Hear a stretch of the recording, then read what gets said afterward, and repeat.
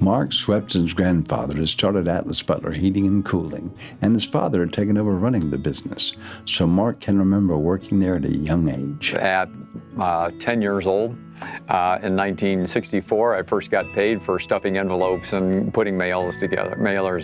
In 1968, I got my first official paycheck, helping do work in the warehouse. Mark eventually moved into the accounting department, but found himself desiring to build something of his own. That is, until he attended a business budgeting event. Went to this session, and John Pierce was teaching a class, and he and I just happened to have dinner that night. And there were about 20 people in the class. And he had saved every penny he could to get into his own private business and get out of the big Texas Instrument type business that he'd been working in. And he even borrowed all the money out of his life insurance policies so he could get into business himself. And he basically convinced me that I'd have to be crazy not to take the opportunity to work in my own business, and especially with it being a family business. Mark committed himself to the company and threw himself into the service side, expecting his older brother to take over when his dad retired. The three of us got together to discuss the future of the business and say, okay, hey, what's going to happen and how is it going to go on? My brother stepped up and said, I'd like to speak first. And what he did, he said, I've decided I want to go a different direction in life, and I'm going to be leaving the company by the end of the year. And that made the decision very quickly. So at 32, 33 years old, I'm sitting there and have a business to run. Mark was taking over an established and successful business, but that doesn't mean it wasn't without a hardship, like when he acquired another company just months before an economic downturn. Almost immediately after buying them, their 5 key customers, either 3 of them went out of business and 2 of them quit operating. When I started with the company, we had about 40 employees. We added this other company, went to about 80, and within 18 months, we had to cut it back down to 45 people. So that was a big learning curve when you're in your 30s and doing that.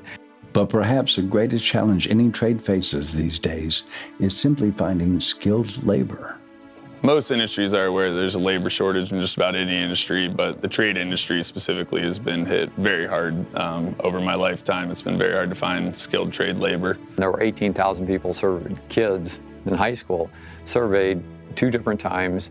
The plumbing and HVAC job came right below undertakers the first year, 146 as careers going forward.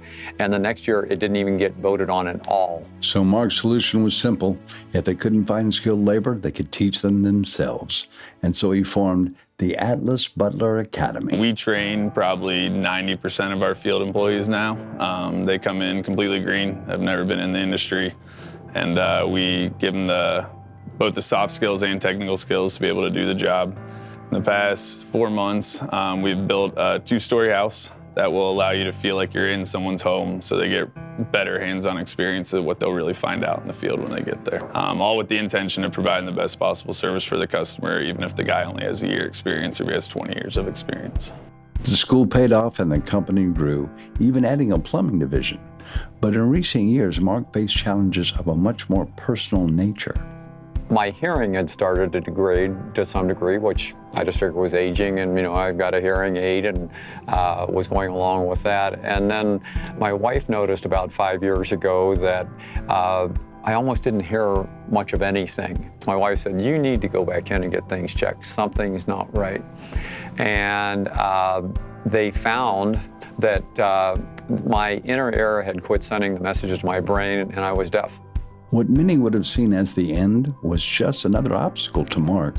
One of his early life choices had been made possible to overcome. I have a cochlear implant. I could turn my head and show you that I have on this side. And I have very little hearing in the other ear, but I want natural hearing to go with it, and it makes life a little bit easier. The problem is, if I didn't own my own business and wasn't able to hire people to support me in different ways, I would have to retire. But Mark does own his own business, and if his personal hobby is any indication, he has no intention of slowing down anytime soon. I love endurance sports, and I've run a marathon on all 7 continents with a group called YPO, which is Young Presidents Organization. So we did that, and it's been great, and technology is a great thing, and I hope to be able to work another 35 years if everything works out for it. Mark may lead by example, but he'll be the first to tell you this success is all about the people he employs. Go out and get somebody that can do a job better than you can and bring them in and get it done. And you get more than one, you get 3, 4, 5. That's when things go from a 40-person business to a 160-person business. And as a team, people can do more than one person can do by themselves.